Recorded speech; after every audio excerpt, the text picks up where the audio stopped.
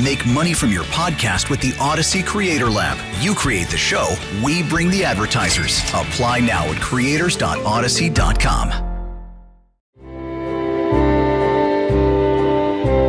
The devil in the eye told me I could fly, whispered in my ear promises far and near. I took his hand and soared to skies I've never explored, gliding higher and higher with the devil as my... I am so thankful for everything. A woman could not ask for a more majestic life than the one I have. An adoring, supportive husband, 2 wonderful children, a grand, welcoming house. I'm living inside a dream that I hope to never wake up from. Today is Thanksgiving, my favorite day of the year. A true celebration of family and all that you are grateful for. It has always been my favorite holiday. The other ones have their positives, but Thanksgiving, that moment when the entire family sits at the table, taking a pause to allow everyone at the table an opportunity to express what they are grateful for, that, for me, is what makes life worth living. And then we feast. The menu is standard American fare, with the most important ingredient being love. First up, the queen of the fare, turkey. Plan for 1.5 pounds per person. There's 4 of us, so you can do the math. Rub the bird with kosher salt and optional herb spices, then refrigerate uncovered for 24 to 48 hours. Take the bird out of the fridge 1 hour before roasting to promote even cooking. Mix butter or olive oil with herbs like sage, rosemary, thyme, garlic, and lemon zest. Loosen the skin with your fingers and spread the mixture under and on top of the skin. Avoid stuffing with bread stuffing because it cooks unevenly. Instead, fill it with halved onion, halved lemon, fresh herbs such as sage, thyme, rosemary, garlic cloves. Preheat the oven to 325 degrees Fahrenheit. Place turkey breast side up on a rack in a roasting pan. Add some broth, wine, or water to the bottom of the pan for moisture. 13 to 15 minutes per pound, unstuffed. Use a meat thermometer. Thigh 175 degrees Fahrenheit, breast 165 degrees Fahrenheit. You can baste every 45 minutes with pan juices or melted butter, but don't overdo it. It can cool the oven. Let the turkey rest 30 to 45 minutes, tented loosely with foil. This redistributes juices for a moist bird. Remove legs and thighs first, then breasts. Use a sharp knife and carve against the grain. Don't cover the whole time. Keep uncovered or tent with foil only if browning too quickly. For extra crispiness, dry the skin thoroughly and rub with baking powder mixed with salt 24 hours ahead. Gravy? Save the drippings for a rich gravy. That's it. So simple, yet it provides so much love, and my boys can't get enough. By boys, I mean my adoring, supportive husband Richard, and our 2 sons, Arthur and Theodore. Arthur is 8, Theodore is 10. They love my turkey. They love it fresh, they love it as leftovers, and I so love that they love it. Some women get stressed during Thanksgiving, not me. I embrace the tradition. Tradition is the foundation that family is built on. My boys are up early. My husband is sleeping in. I enjoy letting him sleep in on Turkey Day. He works hard to provide for his family, and I want to be a good wife. It lets me spend a little morning time with the boys. For breakfast, I make them eggs over easy, 2 slices of bacon, crispy hash browns, and a couple sausage links. I'm getting their bellies ready for the feast in their future. They love Mom's cooking. Sometimes it can get a little messy, but boys will be boys. You have to love them for it. Love is what makes everything... Was that a knock at my front door? At this hour? It's not even 8 a.m. On Thanksgiving. Who would be knocking this early? I tell my boys to wait in the kitchen until Mommy gets back. My neighborhood is a pure delight. I would never build a home somewhere where it was not safe for my children, but you can never be too cautious, right? Better safe than sorry. Normally my husband answers the door, but he's still enjoying a snooze. We had a little adult fun last night, if you know what I mean. Not to toot my own horn, but I really wore him out. My little Richard. I take a peek behind one of the living room curtains to see who's at my door. Oh, brother, it's Cheryl, the nosy neighbor from down the block. Look, I enjoy gossip from time to time, but it's not my form of currency like it is with Cheryl. She's also a bit of a floozy. She got divorced some time ago. Now I see her around town gallivanting with various men of questionable character. Have some decency, Cheryl. Don't you want to be a role model for your children? Apparently not. I open the door and she's got that big, fat, fake face. AKA the Cheryl. The kind of face you just want to comb with a sledgehammer. She invites me over to her place for Thanksgiving. I do my neighborly best to politely decline after thanking her for the invite. She asks about my family. Has there been any leads? I feel a slight twitch in my neck. There's just something about this woman that makes me angry. I calm myself and I say that I don't even understand the question. She tries speaking again, but I cut her off, and then I tell her I'm in the middle of something. She apologizes for interrupting and then gives one more big, fat, fake Cheryl smile before I close the door in her big, fat, fake face. My boys have already finished their breakfast. My hungry, beautiful boys. I tell them to go wash up while I wash the dishes, and then it's off to give my little Richard a little morning kiss. He's already in the shower when I arrive. He invites me in, but I have to decline. Since the boys are up, my little Richard can be such a naughty boy sometimes.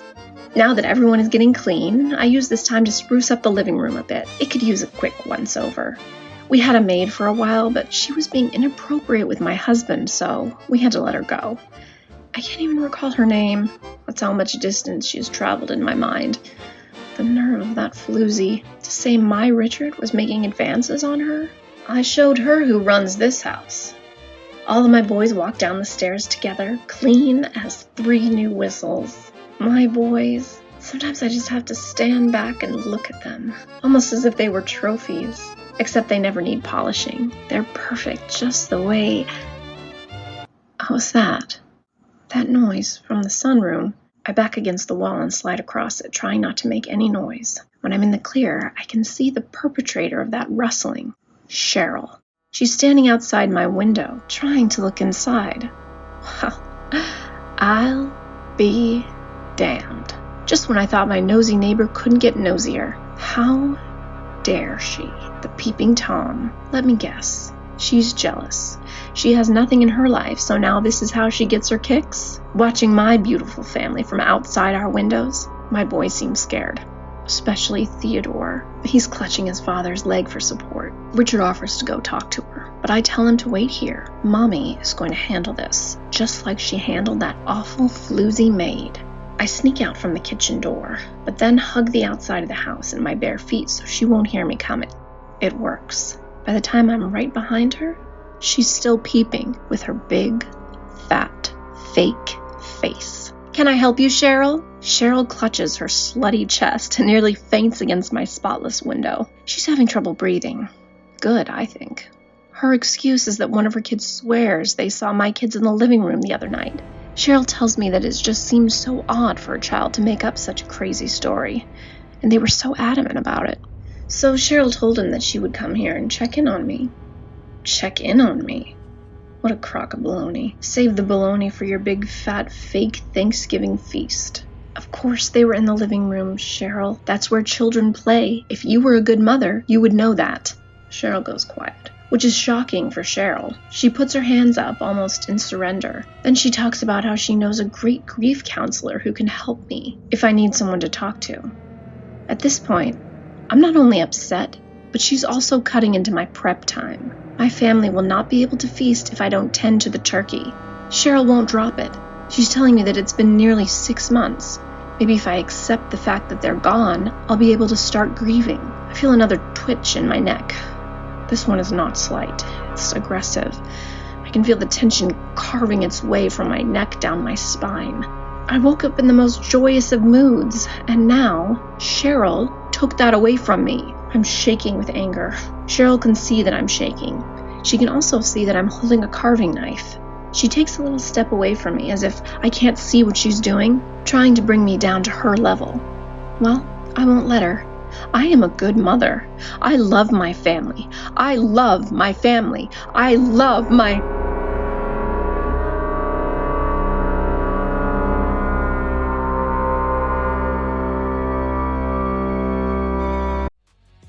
This is Free Range with Von Miller, the podcast where I step outside the lines and I take you with me.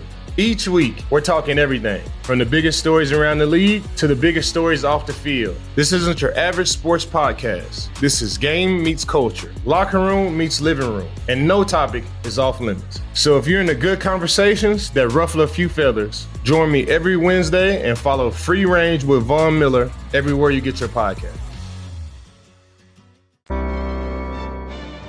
It takes about 20 seconds for the blood to drain out of Cheryl's throat. If I hustle and bustle, I'll be able to bury her in the yard within the next hour. Cheryl's tiny. She's basically all lips and chest. I move her with ease and then drop her in the hole I made yesterday. All I have to do is cover her up, which shouldn't take long considering this new workout routine I just started. Great for your core and biceps. Once she's 6 feet under, I debate what kind of flowers to plant on top of her. Maybe some tulips? Cliché, I know, but I just loved tulips as a child. Richard called me his little tulip when we first started our courtship. I am proud to say that me and Richard's candle is still burning brightly. 15 years and the heat is still on. Next up, mashed potatoes. 5 pounds Yukon Gold potatoes for creamy texture. 1.5 sticks unsalted butter, room temperature. 1 cup whole milk, warmed. 3/4 cup heavy cream, warmed. Salt to taste. Start with 2 tablespoons, add more if needed. Freshly ground black pepper to taste. Optional. Roasted garlic, sour cream, cream cheese, or chives for extra flavor. We like chives. Peel potatoes and cut into even chunks, which ensures even cooking. Place in a large pot, cover with cold water, and add 1 tablespoon of salt. Bring to a boil, then reduce to a simmer. Cook for 15 to 20 minutes or until fork tender. Drain potatoes well, then return to the hot pot for 2 minutes to let excess moisture evaporate. Use a potato ricer or masher for desired texture. Ricer gives silky smooth results. Slowly mix in warm milk, cream, and butter. Stir gently to combine. Overmixing can make them gluey. Taste and adjust with salt and pepper. Add extras like roasted garlic or sour cream if desired. Place in a warm bowl over a pot of simmering water, double boiler, or in a slow cooker on warm setting. Turkey and potatoes are on the bus to Thanksgiving Town. My boys are having a little catch in the yard, tossing the old pigskin around, as some might say. We have plenty of yard space. Our home rests on top of a quiet hill, which not only provides ample space for playing catch, but also gives us a little privacy, which comes in handy when you have neighbors as nosy as Cheryl. Richard lets the boys playfully tackle him. They lay on our green grass, staring up at the perfect sky. They ask Mom to join them. I oblige. Sure, I pride myself on being a lady, but it's fun to be one of the boys sometimes. There are so many words to describe this moment, but the one that stands out is harmonious. I hear something on the edge of the lawn.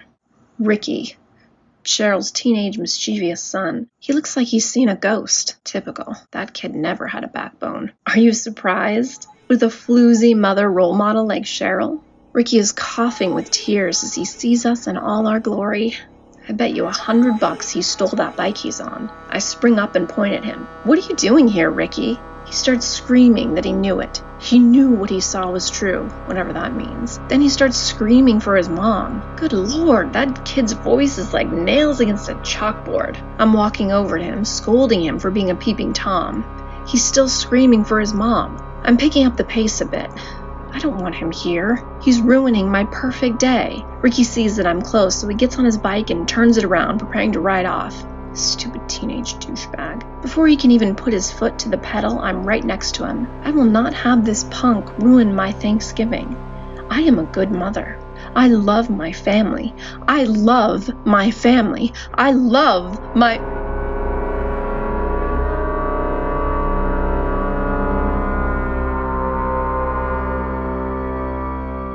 It's so nice without Ricky's shrill, chalkboard voice anymore. His body is still vibrating a bit.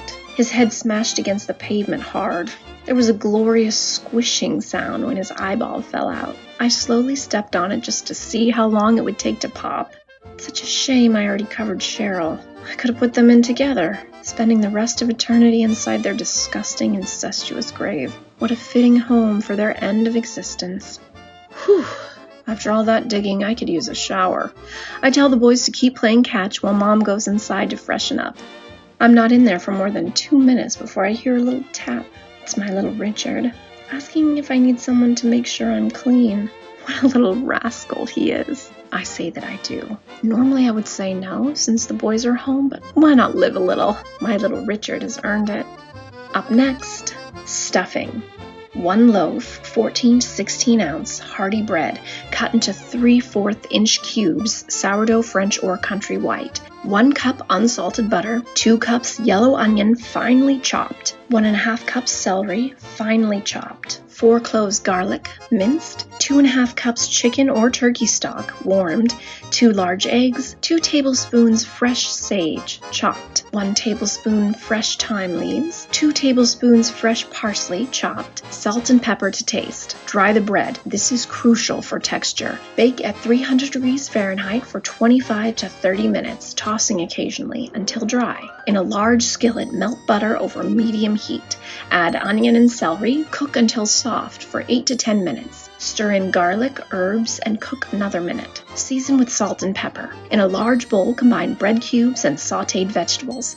In a separate bowl, whisk eggs and stock together, then pour over bread. Gently toss to coat. The bread should be moist, but not soggy. Transfer to a greased 9 by 13 inch baking dish. Cover with foil and bake at 350 degrees Fahrenheit for 30 minutes. Uncover and bake another 20 to 25 minutes until the top is golden and crisp. Don't oversaturate. The bread should absorb the liquid but maintain structure. I assemble the day before, refrigerate, and bake the next day. You can never be too prepped for Thanksgiving, not if you're a good mother. I add pecans for my boys. My boys love that little twist. Spice is the key to life. The game is on. My boys love to watch the game during Thanksgiving. They're wearing their matching jerseys. It's so cute. I want to paint a picture of them. I cheer for whoever they want to win. That's what a good mother does. Support her boys. They want mommy to watch it with them. I tell them I would, but I have to make pies. They giggle as I tickle them and then ask me what pies I'm making. I say it's a surprise. I'm making 3. Each of my boys has a different favorite, so I'm gonna make all 3. First up, the doorbell rings. You must be kidding me. How many people are going to interrupt us today? I can't blame them. They see our lives from the outside, and that makes them want to join us, because they know that what they have is not as special. Can I blame these people? No, of course not. A tiny part of me even feels sorry for them. I open the door, and standing there is Officer Whitehawk. He was the officer who told me the news about Officer Whitehawk. Is everything all right? He wishes me a happy Thanksgiving and apologizes for interrupting. I say that it's not a problem, even though it is. A man of the law should be treated with respect, even one as deplorable as Officer Whitehawk. I ask what I can do for him today. He tells me that a neighbor heard screaming and got spooked, so they called 911.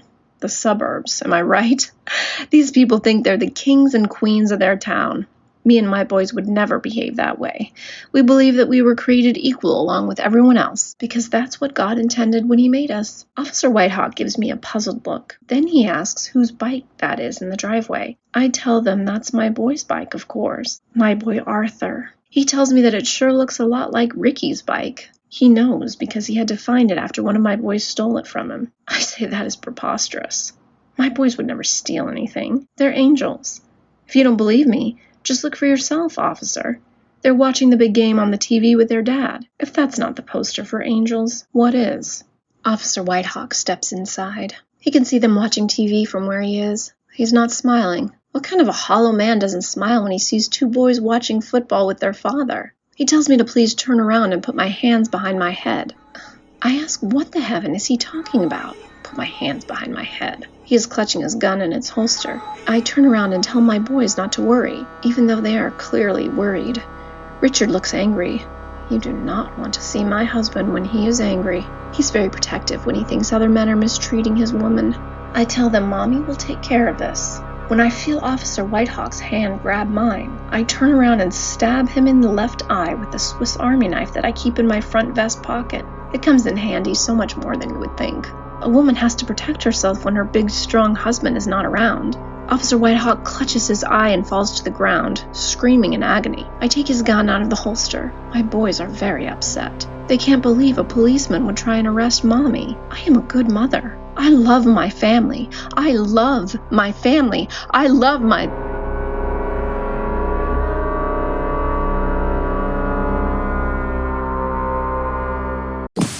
You've built a great podcast. The content's solid, the audience is growing, but the money, still not where it should be. That's where the Odyssey Creator Lab comes in. We host your podcast for free, so you can keep doing your thing, while our experienced sales team does their thing, finding advertisers and bringing in revenue. No fees, no stress, just real monetization. Apply now at creators.odyssey.com and let us show you the money. This is a big hole. Officer Whitehawk should have kept himself in better shape. Most police officers I know take pride in their figures. He did not. No wonder he was so lousy at his job. Now that we've got that out of the way, I can finally go back to baking pies for my boys. Apple for Arthur, blueberry for Theodore, pumpkin for Richard. I would tell you my recipe, but this one is a secret. Let's just say they have a little Cheryl, Ricky, and Whitehawk in them. And now, the moment we have all been waiting for, giving thanks. Theodore goes first. He is thankful for candy, comic books, fire trucks, and of course, Mommy. Arthur is next. He is thankful for cars, football, swimming pools, and of course, Mommy. Richard goes next. He takes my hand and gives me a wonderful speech about how thankful he is for his two boys, how proud he is of them, and how they're going to grow into fine young men. Then he stares into my eyes and talks about how much he still loves me, how every time he looks at me it's like he's staring at me for the first time. Oh, my husband. He's ruining my makeup. I am so touched. He was always so great at giving speeches. It's what made him a top earner at the company, his leadership skills. Now, it's my turn. Mommy always goes last. I give thanks for each one of my boys individually. I want to make each one of my boys feel like they are the only person in the world while I talk about them. Arthur, Theodore, Richard. They have each given me so much. It is heaven on earth being with them, right here, right now. I can see the blue and red lights flashing outside, so I need to make this quick, quicker than I'd like. Soon, they will bust inside our beautiful home, and this will be over. Another Thanksgiving come and gone, but this one will be the one I take with me. I soak it all in. I hear the front door smashed open, followed by screaming. My special cocktail has already done its magic. I drank it when we sat down for the feast. I'll be asleep soon. And then me and my boys will be together again. Forever. Shadows deep, I find my way. An endless night, but I still pray. The fire within, it lights my soul. Through storm and rain, it makes me whole. I walk alone, yet I'm not lost. In faith I trust, no matter the cost.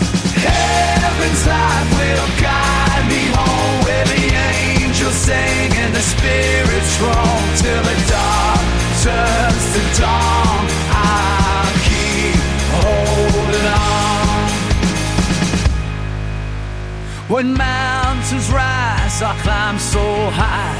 My heart's a flame that never dies. This maze of light, I'll find the key. Break down the walls till I'm set free. The path is harsh, but I'm not alone. With every step, I'm closer to the throne.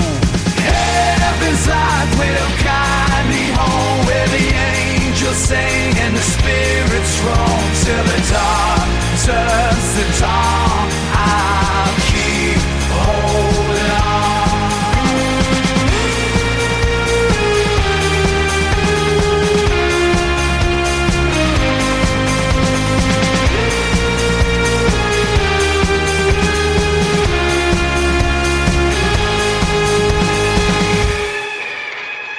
When the world feels cold and dim, I'll hear the choir of seraphim in every prayer, in every song. I find the strength to carry on.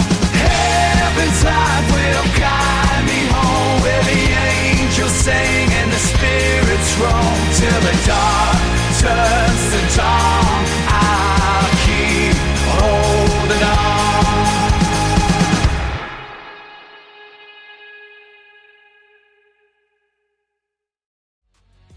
This is Free Range with Von Miller, the podcast where I step outside the lines and I take you with me. Each week, we're talking everything from the biggest stories around the league to the biggest stories off the field. This isn't your average sports podcast. This is game meets culture, locker room meets living room, and no topic is off limits. So if you're into good conversations that ruffle a few feathers, join me every Wednesday and follow Free Range with Von Miller everywhere you get your podcast.